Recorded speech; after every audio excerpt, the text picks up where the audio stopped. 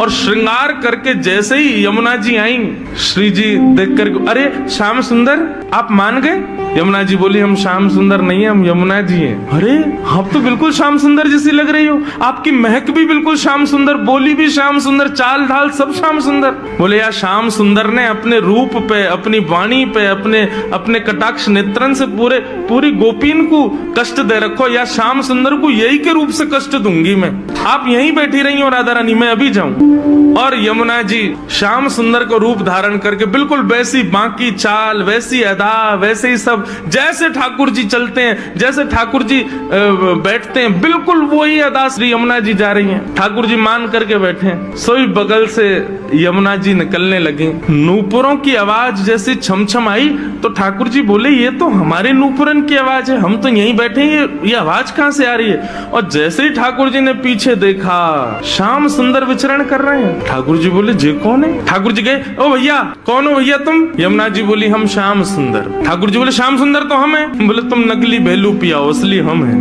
बोले, ऐसे कैसे? तुम पे वंशी बजानी आवे? देखो मैं वंशी बजा के दिखाऊं। ठाकुर जी ने वंशी बजाई, उससे बढ़िया यमुना जी ने बजा दी। बोले, मेरे पास काली कमली, तुम्हारे पास है? यमुना जी ने अपनी काली कमली दिखा दी। सब प्रकार से ठाकुर जी अपनी वस्तु दिखावें और यमुना जी उसको प्रस्तुत करें। बोले, अब कैसे सिद्ध हो कि असली श्याम सुंदर कौन है? यमुना जी बोली, मैं एक टेर बजाऊंगा, यदि मेरी टेर सुन के राधा रानी बगल में आके खड़ी है गई तो समझो वही असली श्याम सुंदर, जाके बगल में किशोरी जी आके खड़ी हूँ। अब ठाकुर जी बोले, हम तो मान करके बैठे, हमारे बगल में तो आएंगी नहीं, वो इन्हीं के बगल में आएंगी। जैसे ही टेर बजाई, श्री जी आने लगी। ठाकुर जी दौड़ करके गए श्री जी के चरणों में, आप मैं असली श्याम सुंदर, मेरे बगल में, मैं कभी मान नहीं करूंगा, आज के बाद आप मेरे बगल में बैठ जाओ, एक बार सिद्ध कर दो। श्री जी बोली, कौन कौन कहां से आ जाते हैं नकली लोग, असली श्याम सुंदर तो वो है। श्री जी गई और श्री यमुना जी के बगल में जाके खड़ी हो गई। अब तो सब गोपियां उन्हीं के चंवर डुरावे, उन्हीं पे इत्र छिड़कावे, उन्हीं पे गुलाब जल अर्पित करें, सिंहासन पे उन्हीं को बैठावे, उन्हीं को भोग लगावे, और दूर करे श्याम सुंदर रो में। बोले, मैं हूँ असली श्याम सुंदर, जे कहां से नकली आ गए हो? जैसे ही श्याम सुंदर